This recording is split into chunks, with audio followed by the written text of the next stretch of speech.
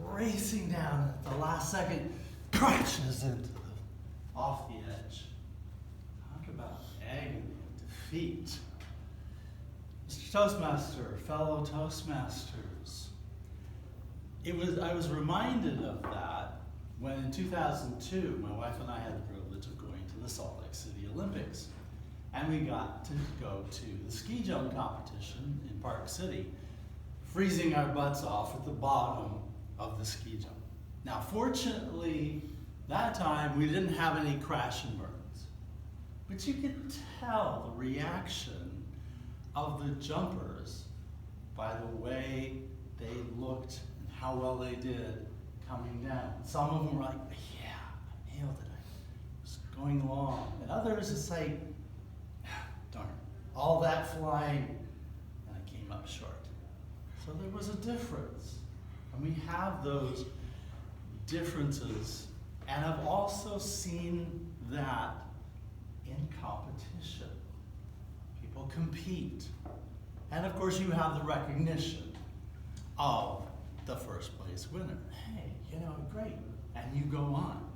And we do have, if there's enough people competing, you'd have second and third place, and those are good. But what if there's more than 3? Say there's 5 or 6. You get third place. And everybody's thinking, well, I might get one of those 2 spots. And then the second space, they're looking around. And then first place comes. Yay, everybody's clapping. But what if you're in the position of 4th, 5th? You don't get any more mention. It's like, oh, no, you've been mentioned when you competed, but after that, no. And so recently, a lot of people, less people have been competing because only one wins, one goes on. Or as somebody actually in this club said, no, I'm not in a competition. What I have envisioned is a change in focus, that everybody can get that, celebratory. And there's 3 ways. The contest season, I'm trying to encourage that in my division, Division A, improving it and getting people more involved. One is for the member.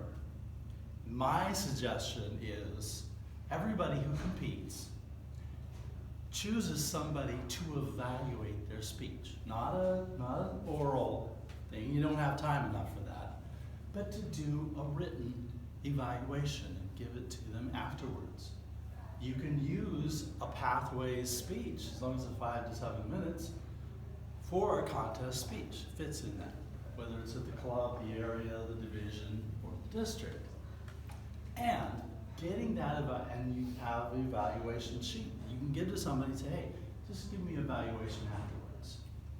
It will help them, even if they don't go on to win, they can go, okay, apply it to another speech. Just like level 1, the evaluation, review and evaluation, where you're doing one speech, you take the evaluation, you do it again, because you can use it, a pathway speech in competition. And then if you do go on and win to the next level, you can improve. So you have that learning, can tell you if you did well. And of course you'll have a notice of the time too. So getting involved there, and every club can send a competitor. Some clubs say, well, do I have time to put a contest on, a club contest? But even if you don't, clubs can vote to send somebody, both for the evaluation and the international speech. So every club can be involved. Clubs can also be involved by sending more people, sending people to cheer on those who are competing for them, promoting the contest, filling those volunteer spots. I'm proposing for my division that every club send at least 1 volunteer.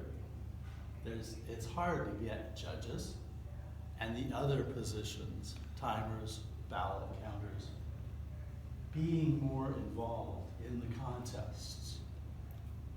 And then also for Toastmasters in general, the third part is publicity. It's a recruiting, it's good for the VPPR in the club, for the clubs themselves, attracting members, promoting the club contest as a, hey, visitors come, and on the other levels, people coming in and bringing more people in, so it's not just Toastmasters there, but others who are non-Toastmasters come in. But it's a change in focus of saying, hey, we can do this, and encouraging more people to take part. The more the merrier. Closing with an example from my own life. I go out of here and I evaluate myself on my speeches. We're our own worst critic. And sometimes I'm a cheerleader for me if I did well. And I'll go and say, well, how well prepared was I? How well did I deliver? And did I make an impact? Whether in the notes that we write or a look on somebody's face, I've made a connection. My wife asks me, every time, how did you do? Sometimes it's like, oh, that was terrible. Sometimes it was like, it's okay. Sometimes are the pretty good, really did good. There was one day in particular, I remember, I was going home. My wife asked me how I did. I thought I really did well. And my two-word response was, nailed it. You guys can have that too. If you look at it as every speech,